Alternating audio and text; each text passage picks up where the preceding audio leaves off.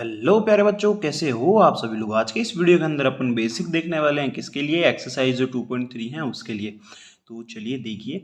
देखो बच्चों, इस वाले एक्सरसाइज के अंदर अपन फंक्शन सीखेंगे। फंक्शन कब होता है? जैसे अपन ने रिलेशन पढ़ा था, बट उस रिलेशन को अपन फंक्शन का नाम कब देते हैं वो अपन यहाँ पे देखेंगे। तो जैसे देखो, डेफिनेशन क्या है यहाँ पे। A relation f from A to a set B is said to be a function if every element of set A has one and only one image in set B, then it's a function। बच्चों देखो, इसके अंदर मैं आपको एक सीधी सी बात बताता हूँ। जैसे मान लो अपने को यहाँ पे दिए हुए हैं ABCD और यहाँ पे दिया हुआ है अली, भानु, चंद्र और दिव्या। ठीक है। अब मैंने रिलेशन ये कहा है कि जो सेट है एक्स वाई वो किस तरीके से है कि जो नेम्स है उनके फर्स्ट अल्फ़ाबेट लेटर यहाँ पे लिखे हुए हैं। तो ई का किसके साथ जाएगा? अली के साथ। बी का किसके साथ जाएगा? भानु के साथ। सी का किसके साथ जाएगा? चंद्र के साथ। डी का किसके साथ जाएगा? दिव्या के साथ। ठीक है। तो यहाँ पे क्या हो रहा है कि इस एक इमेज से एक इमेज ही बन रही है। ठीक है। तो ये क्या है? ये इस डेफिनेशन का सार है और तब ही ये एक फंक्शन होगा। अब चलो इसमें कैसे नहीं होगा वो मैं बता देता हूँ। जैसे सपोज करो यहाँ पे डी दे रखा है एक्स्ट्रा में। ठीक है। डोमेन के रूप में यहाँ डी एक्स्ट्रा दे रखा है, बट इस एरो डायग्राम में यहाँ पे सुरेश है और यहाँ डी है। इसका मतलब ये फंक्शन इस पे नहीं जा रहा है। तो यहाँ पे क्या हो रहा है कि जो अपना एक सेट है उस सेट का एक एलिमेंट से कोई भी इमेज नहीं बन रही, इसलिए ये फंक्शन नहीं होगा। Here set A has not one and only image in set B, यानी इसके पास इमेज नहीं है। चलो ये भी क्लियर हो गया। अब यहाँ पे देखो, एक ध्यान से देखने वाली चीज़ें हैं। जैसे सपोज करो ABCD है, यहाँ सामने है 1 2 3 4। ठीक है। अब यहाँ पे देखो, ये एक चीज़ बच्चे कंफ्यूज होते हैं कि भाई ए की भी वन पे इमेज बन रही है, बी की भी वन पे बन रही है, सी की भी वन पे, डी की भी वन पे इमेज बन रही है। ठीक है। तो बच्चों यहाँ पे कई लोग कंफ्यूज होते हैं कि सर ये फंक्शन नहीं है। बच्चों ये फंक्शन है। क्यों? क्योंकि अपनी डेफिनेशन कहती है one and only one image. A की कितनी इमेज बन रही है भाई? वन। यानी ए कितनी इमेज बना रहा है? वन इमेज फॉर्म कर रहा है। बी कितनी इमेज फॉर्म कर रहा है? वन फॉर्म कर रहा है। सी भी कितनी फॉर्म कर रहा है? वन। ऐसा थोड़ी है कि ए पे वन पे भी बन रही है और ए की टू पे भी बन रही है, या फिर बी की वन पे बन रही है, बी की फोर पे बन रही है। ऐसा नहीं हो रहा ना। इसकी कितनी इमेज बन रही है? सिर्फ वन बन रही है। तो ये एक फंक्शन होगा। अब इसका एक सार देखो, जो मैंने यहाँ समझाया उसका अपोजिट देखो इधर। कि जैसे मान लो यहाँ पे ए है और एक ही यहाँ पे दो इमेज बना दी मैंने। एक वन इमेज बन रही है, एक टू इमेज बन रही है। तो ये फंक्शन नहीं होगा। क्यों? क्योंकि ये डेफिनेशन को अप्रूव नहीं कर रहा। यहाँ पे वन ऑन वन नहीं है, यानी one and only one image नहीं है। समझ रहे हो ना भाई? सेट ए है, इसकी one and only one image यहाँ पे नहीं है, तो ये भी एक फंक्शन नहीं होगा। ठीक है। बस यही अपनी एक्सरसाइज 2.3 के अंदर है। बहुत ही ईजी तरीके का है। अब यहाँ पे कुछ ग्राफ देख लो कि वैल्यूज जो होती हैं उसके बेसिस पे देखो जो ग्राफ बनते हैं वो कैसे होते हैं।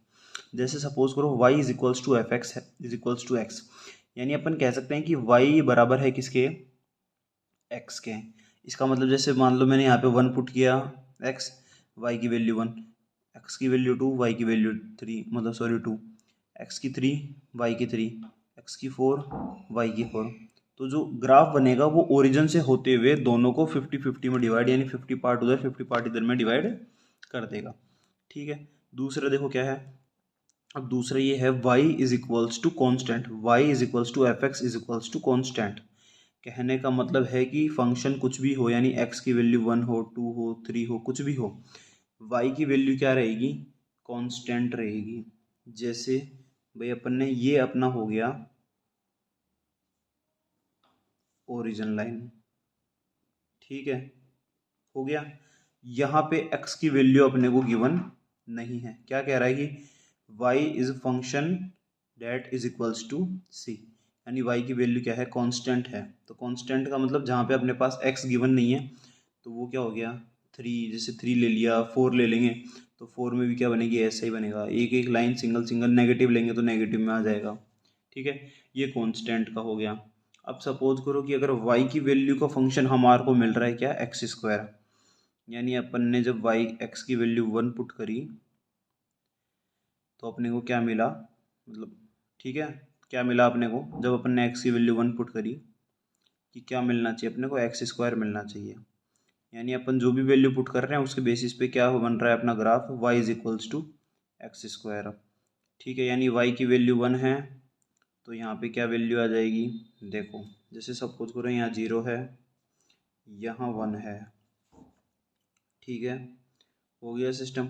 यानी जैसे सपोज करो यहाँ पे y की वैल्यू 4 है तो x की वैल्यू भी एक्स स्क्वायर है। समझ में आया, जैसे मान लो 4 इज इक्वल्स टू 4, बट यहाँ पे जो x की वैल्यू है वो ये होगी एक्स स्क्वायर, तो इस बेस पे जो x की वैल्यू वो क्या है, 2 है। आ गया समझ में, समझ में आ रहा है ना। अब जैसे इस चीज़ को समझेंगे तो देखो ऐसे कि सपोज करो मैंने कहा कि x की वैल्यू 2 बट y की वैल्यू यहाँ पे है ऊपर, जैसे मान लो ये 1 है, यहाँ 2 है मेरा बट y ऊपर जाएगा। ठीक है, मैं यहाँ से लेता हूँ तो y और ऊपर जाएगा, यहाँ से लेता हूँ तो y और ऊपर जाएगा, तो ये ऐसे छड़ता हुआ ऐसे जाएगा। ये मैंने ऐसे छोटा डायग्राम बना रखा है, ये कैसे जाएगा, ऐसे छड़ता हुआ जाएगा। नेगेटिव में वैल्यू रहेंगी तो इस तरफ छड़ता हुआ जाएगा। समझ में आ गया। इसी तरीके से y is equals to f x equals to x cube. ठीक है, यहाँ भी क्या रहेगा कि जैसे अगर y की वैल्यू मान लो 8 है और x क्यूब दे रखा है तो यहाँ पे x की वैल्यू क्या होगी 2, यानी जब x 2 रहेगा तो y की वैल्यू क्या रहेगी 8 रहेगी। समझ में आ गया। इस हिसाब से इसका फंक्शन दिया हुआ है। तो देखो एक बार क्या है सिस्टम, सिस्टम ये कह रहा है कि जैसे अगर यहाँ पे x की वैल्यू 2 रहती है तब y की वैल्यू क्या रहेगी 8 रहेगी। जब x की वैल्यू कुछ रहेगी तब y की वैल्यू क्या रहेगी अप रहेगी। और इसका जो डायग्राम रहेगा ये हॉरिजॉन्टल जाके फिर नेगेटिव के अंदर आ जाएगा। इसके अंदर x का जो रोल है वो बहुत स्मॉलर रहेगा। क्यों, क्योंकि जैसे जैसे टर्म बढ़ती जाएगी तो बहुत ज़्यादा मार्जिन में डिफरेंस आना शुरू हो जाएगा। ठीक है, अब ध्यान से देखो।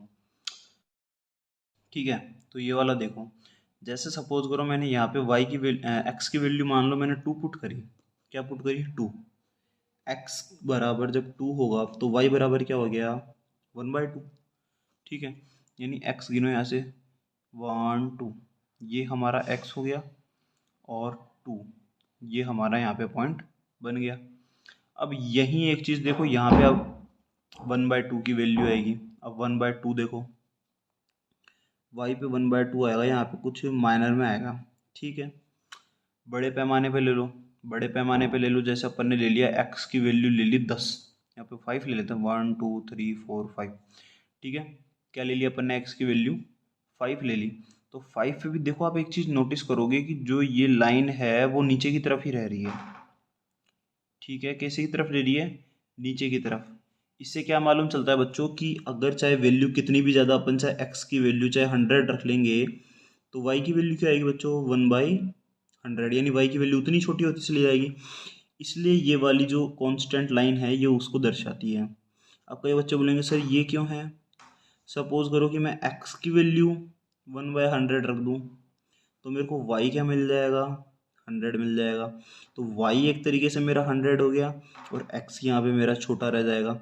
ठीक है, यही चीज़ नेगेटिव में आएगी तभी ऐसी की ऐसी रह जाएगी। आ गया समझ में। अब ये देखो मोड वाला क्या सिस्टम रहता है।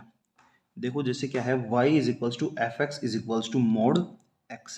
बच्चों जो मोड ये जो होता है जब ये खुलता है तो ये जो भी चीज़ अगर नेगेटिव है या पॉजिटिव है उसको भी पॉजिटिव बना देता है। ठीक है, सपोज करो मैंने x की वैल्यू 1 पुट करी तो y का भी मेरे को 1 मिला। x की वैल्यू मैंने 2 पुट करी तो y का मेरे को क्या मिलेगा 2 मिलेगा। x की वैल्यू 3 पुट करी तो y का भी मेरे को 3 मिलेगा। तो क्या हुआ, जैसे 1 इधर भी 1, ये हो गया 2 2 इधर भी 2 3 3 इधर भी 3। बट अगर मैं x की वैल्यू नेगेटिव में पुट करता हूँ, यानी मैंने पुट किया -1 में पुट कर रहा हूँ। ठीक है, बट मैं -1 पुट कर रहा हूँ लेकिन मेरे को जो y की वैल्यू है वो मेरे को पॉजिटिव ही मिल रही है। कैसा, y की वैल्यू मेरे को पॉजिटिव ही मिलेगी। क्यों, क्योंकि मैंने x मान लो मैंने y-1 पुट किया तो उसका बन के क्या निकलेगा 1 निकलेगा। इसलिए ये ग्राफ इस तरफ जा रहा है। क्यों, एक्स की वैल्यू तो नेगेटिव हो गई लेकिन वाई की वैल्यू तो पॉजिटिव ही है। ठीक है, तो बच्चों इसी बेसिस पे अपन जो एक्सरसाइज है वो सॉल्व करने वाले हैं और बहुत ही ईजी एक्सरसाइज है, तो वीडियो पे बने रहिएगा। मिलता है फिर नेक्स्ट वीडियो में, तब तक के लिए गुड।